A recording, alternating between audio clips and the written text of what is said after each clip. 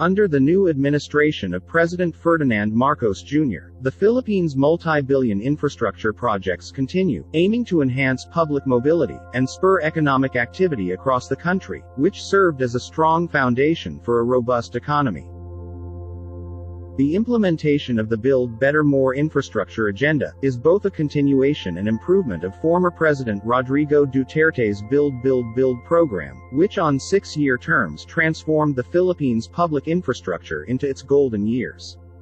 As time is a precious commodity, one could only imagine the large-scale benefits the new infrastructure has for business productivity, and the transport of essential cargo as well as travel and tourism. To date, numerous completed infrastructure projects, such as expanded highways, railways, airports, bridges, and road networks, have reduced the distance between regions, shortened road trips, and improved the overall travel experience for commuters, business travelers, and local tourists' access to previously far-flung places. In the future, it will enhance further as hundreds of infrastructure projects are in progress, or are planned to be constructed for the preparation of making the country an advanced economy by 2040.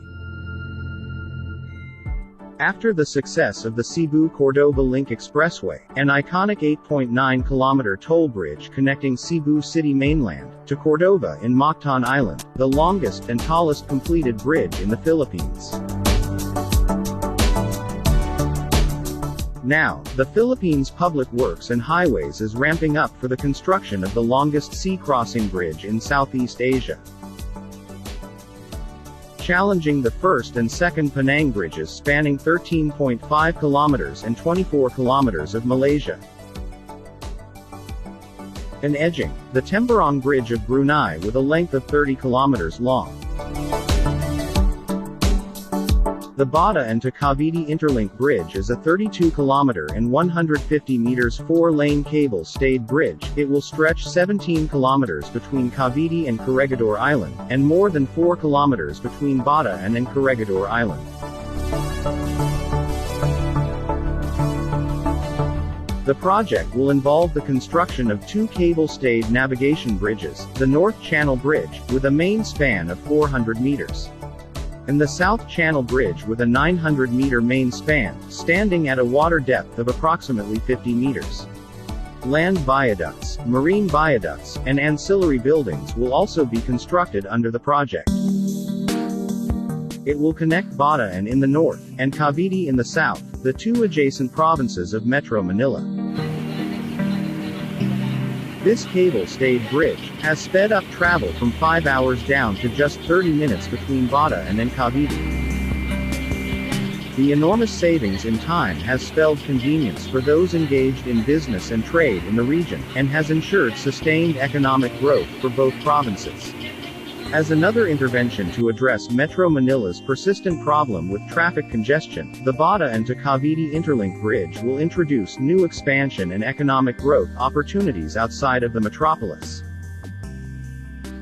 With investors now setting up industries, leading to the route of promising new land and marine viaduct highway to be built between regions of central Luzon and Calabarzon.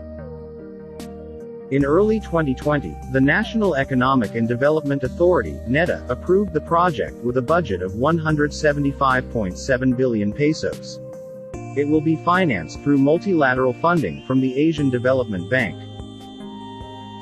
The implementation of the bridge project is projected to last for 6 years.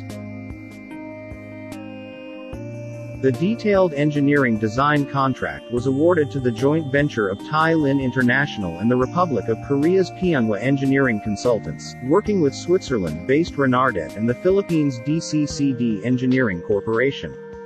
The engineering design works for the project cost 3.010 billion pesos.